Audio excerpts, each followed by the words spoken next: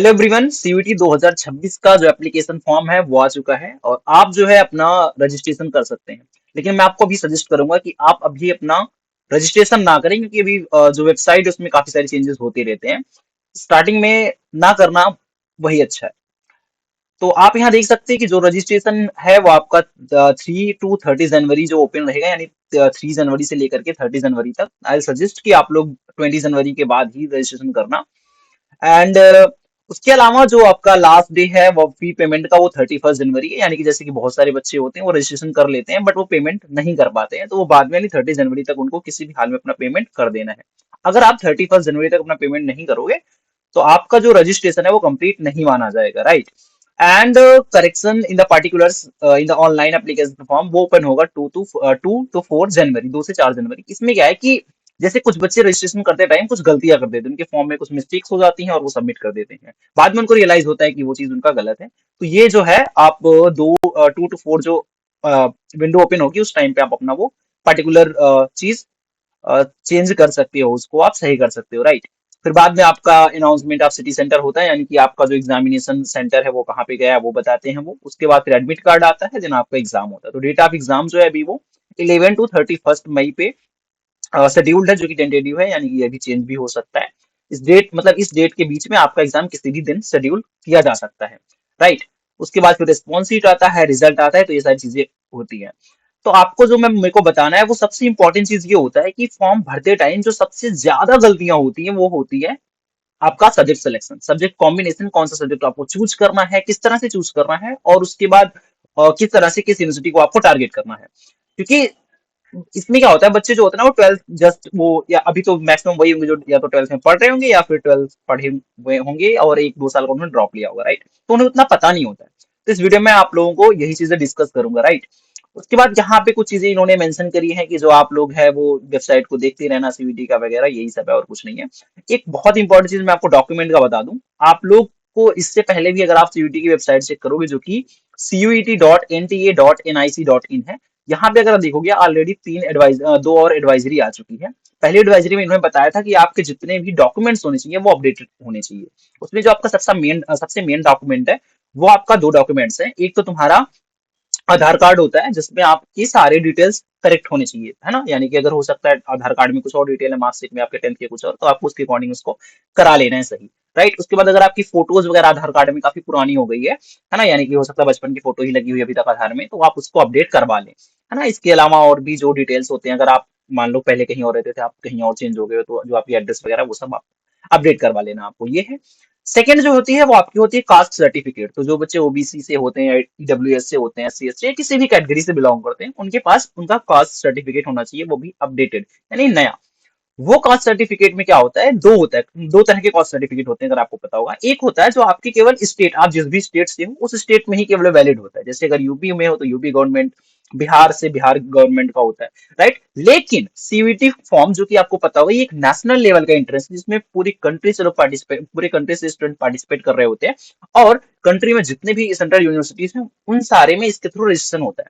That is why आपको जो इसमें सर्टिफिकेट चाहिए कास्ट वाला, वो भी एक नेशनल लेवल का सर्टिफिकेट होना चाहिए। खैर ये बहुत बड़ी चीज नहीं होती है, आप किसी भी साइबर कैफे पे जाओगे आप उनको बस बोल दोगे कि आपको एक सेंट्रल लेवल का कास्ट सर्टिफिकेट बनाना है। वो आपका जो भी नॉमिनल फीस होती है, 70 रुपए 50 रुपए, उतने में वो आपको बना देते हैं। तो ये आप अप्लाई करने के लिए अगर अभी आप नहीं दिए हो तो एज सुन एज पॉसिबल आप जाकर के दे दो, ताकि ये टाइमली आ जाए और आप रजिस्ट्रेशन कर लो 30 जनवरी से पहले, राइट। तो ये कुछ इंपॉर्टेंट चीज है। और हाँ, अगर आप किसी अगर आप लाइक उस तरह के आपकी आपको किसी भी तरह की कोई डिसेबिलिटी है और आप उसका कोटा यूज करना चाहते हैं रजिस्ट्री, क्या नाम है, काउंसलिंग वगैरह एडमिशन के लिए, तो आप जो है वो चीज भी अपना बनवा सकते हो, राइट। तो ये आपका हो गया। उसके बाद ये मेन चीजें, ठीक है। उसके बाद मैं जो आपको बताने वाला हूँ सबसे इंपॉर्टेंट क्या होता है, वो सब्जेक्ट कॉम्बिनेशन। जब आप फॉर्म भरोगे तो आप देखोगे एक सेक्शन आएगा जहां पे आपसे वो सब्जेक्ट पूछते हैं कि आप सीयूईटी के एग्जाम में कौन कौन से पेपर्स का एग्जाम देना चाहते हो, राइट।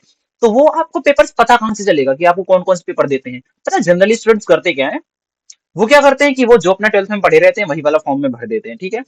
लेकिन उस ऑफ कोर्स वही भरना है, लेकिन वो किस कॉम्बिनेशन में भरना है, कैसे भरना है, वो जानना बहुत जरूरी है। और वो आपको पता चलेगा यहाँ से। आप सीवीटी की वेबसाइट पे आना, cvt.nta.nic.in। यहाँ पे एक टैब दिखेगा आपको यूनिवर्सिटीज करके। आप यहाँ इस वाले टैब पे को जब क्लिक करोगे आपको यहाँ पे कुछ ऑप्शन देखने को मिलेगा, central university, state university, deemed university, private university and other government institution.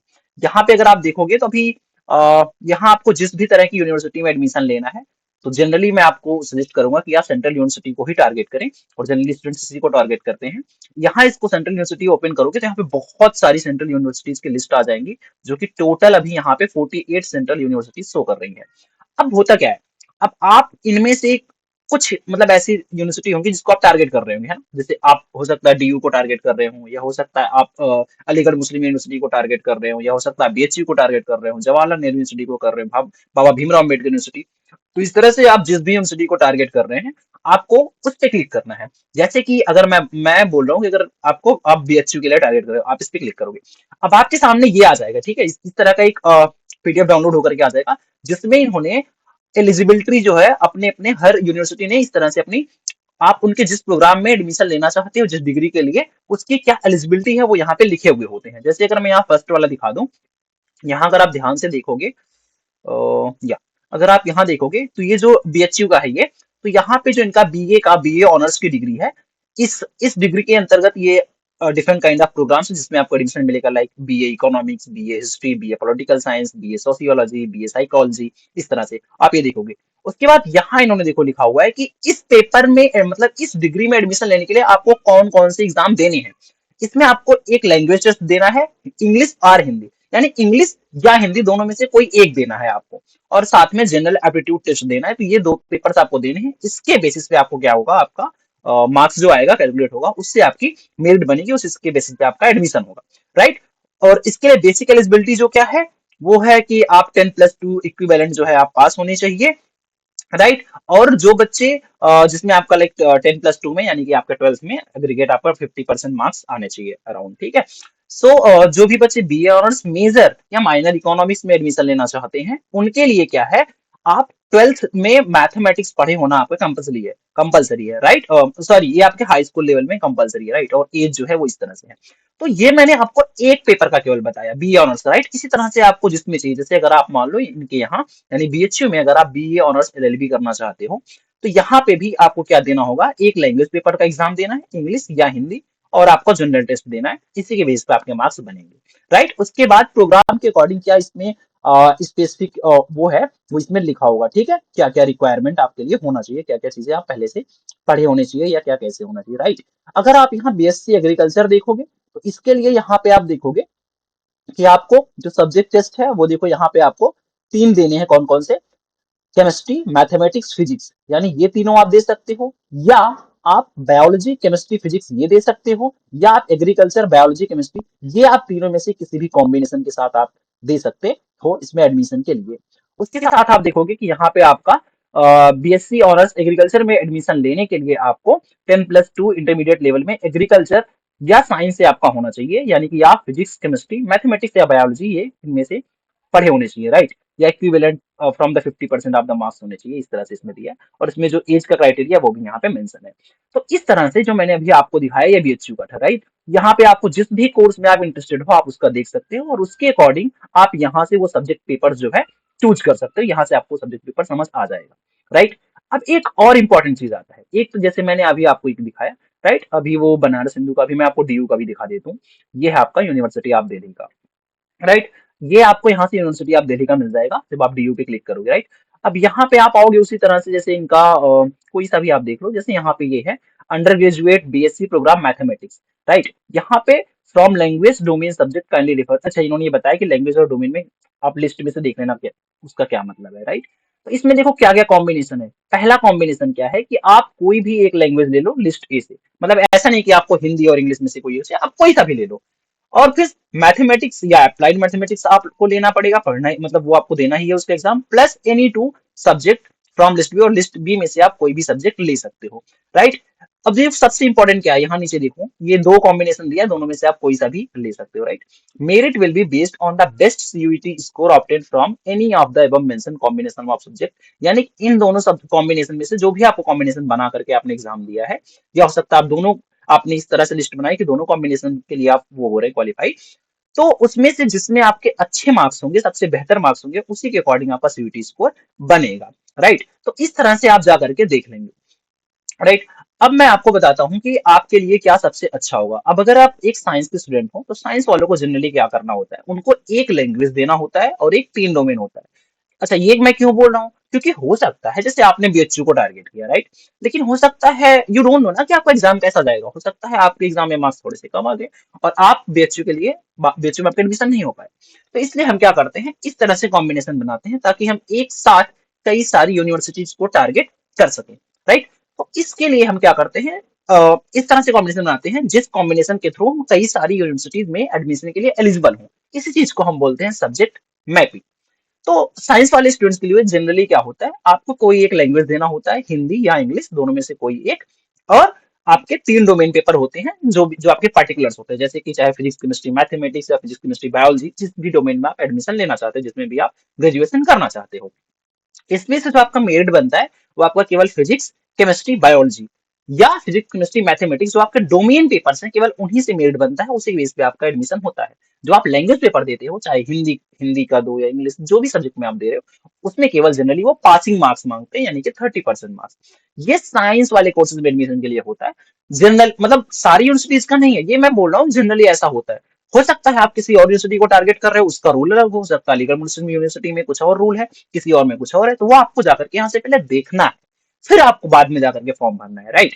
लेकिन जो बीए वाले होते हैं, यानी कि जो जनरली उनका बीए वगैरह वालों के लिए आप अप्लाई करते हो, डीयू में अगर डीयू का देखोगे बीए में अप्लाई करने के लिए, तो आपको क्या करना होता है, एक लैंग्वेज और उनका तीन डोमेन जो आप ट्वेल्थ में पढ़े होते हैं वही एग्जाम देना होता है। डीयू के ऑलमोस्ट सारे पेपर्स में यही होता है, सारे डिग्रीज के लिए, कि आपको वो इस तरह से सब्जेक्ट कॉम्बिनेशन बनाना है कि डोमेन पेपर्स में आपको वही डोमेन पेपर्स देने हैं जो आपने ट्वेल्थ में पढ़ा है ना। हो सकता है अगर आप बीए के लिए एडमिशन कराने के लिए जा रहे हो, BA history BA political science में आपको एडमिशन चाहिए, लेकिन आपने ट्वेल्थ में साइंस पढ़ा हुआ है, तो भी आपको एग्जाम जो है वो साइंस का ही देना पड़ेगा, यानी कि जो भी साइंस आपने पढ़ा हुआ है।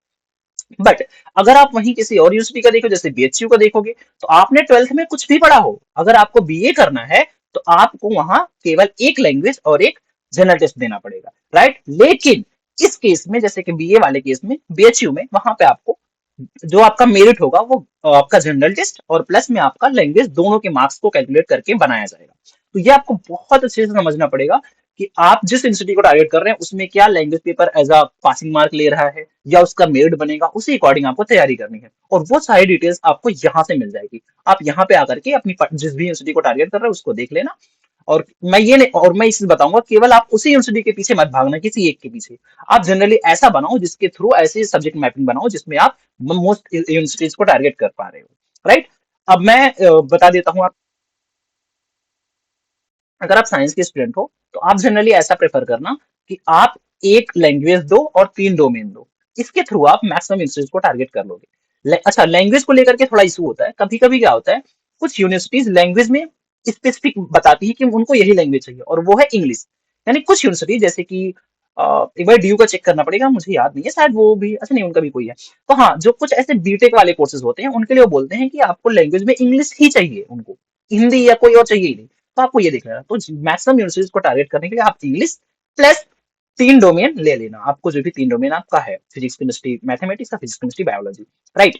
लेकिन अगर आप हो सकता है हिंदी मीडियम बैकग्राउंड से आते हो तो आप इंग्लिश भी ले लो, लैंग्वेज में हिंदी भी ले लो, राइट, क्योंकि अगर आप बीटेक वगैरह के लिए अप्लाई करना तो आप इंग्लिश वाला मार्क्स अपलोड कर देना, अगर आप नॉर्मल बेसिक कोर्स के लिए कर रहे हो तो आप हिंदी वाले डाल देना इसके अकॉर्डिंग। और अगर आप किसी आर्ट्स वाले कोर्स के लिए अप्लाई कर रहे हो तो आप जनरली एक लैंग्वेज में पढ़े हुए हैं वो, और प्लस आप एक जनरल टेस्ट भी दे देना। जनरल टेस्ट इसलिए मैं बोल रहा हूँ बीए बीए वगैरह करने वाले बच्चों के लिए, कि जनरल टेस्ट जनरली जो है, जैसे कि बीएचयू हो गया या और बहुत सारी यूनिवर्सिटीज हैं, उनमें ये कंपलसरी पेपर होता है। तो ये चीज हो गई जो आपको जानना बहुत जरूरी था यहाँ से। अब यहाँ से आपको पता तो चल जाएगा, जैसे यहाँ पे आप जब अपना लिस्ट चेक करोगे, यहाँ तो बता देगा कि आपको ये पढ़ना है, ये पढ़ना है, कौन कौन से पेपर्स पढ़ने हैं, कौन कौन से सब्जेक्ट का एग्जाम देना है, आपको क्या क्या कॉम्बिनेशन में क्या क्या कॉम्बिनेशन बन रहे हैं। वो जानने के बाद अब इनके सिलेबस कहाँ से मिलेंगे, फिर आपको सीयूटी की वेबसाइट पे आनी है, और इसी वेबसाइट पे आप देखोगे कि सिलेबस का ऑप्शन है, आप सिलेबस के ऑप्शन पे क्लिक करोगे तो आपको सारे सब्जेक्ट के सिलेबस यहाँ से मिल जाएंगे। ये स्टार्टिंग में जो है, ये सारे के सारे आप देखो, ये जो वहाँ पे बोला नहीं था कोई भी आप लैंग्वेज ले सकते हो, यहाँ देखो ये पूरे के पूरे आपके लैंग्वेज दे रखे हैं, यहाँ इसमें सब्जेक्ट स्पेसिफिकेशन में लिखा हुआ है, ये सारे लैंग्वेज पेपर्स है। उसके बाद यहाँ से आपके पूरे डोमेन पेपर्स हैं, तो आप यहाँ से देख सकते हो जो भी डोमेन्स है, अपने अकॉर्डिंग आप चूज कर सकते हो, और लास्ट में एक आपको जनरल एप्टीट्यूड है। यहाँ जिस भी सब्जेक्ट का आपको सिलेबस, अगर आप यहाँ हिंदी पे क्लिक करोगे तो आपको यहाँ से हिंदी का सिलेबस मिल जाएगा, ठीक है, तो आप यहाँ से आप वो कर लेंगे। सो आज के इस वीडियो में इतना ही बस। अगर आपको कोई डाउट है, कुछ भी प्रॉब्लम आता है रजिस्ट्रेशन के टाइम पे, आप कमेंट कर सकते हो and then I will discuss it. Okay, चलो।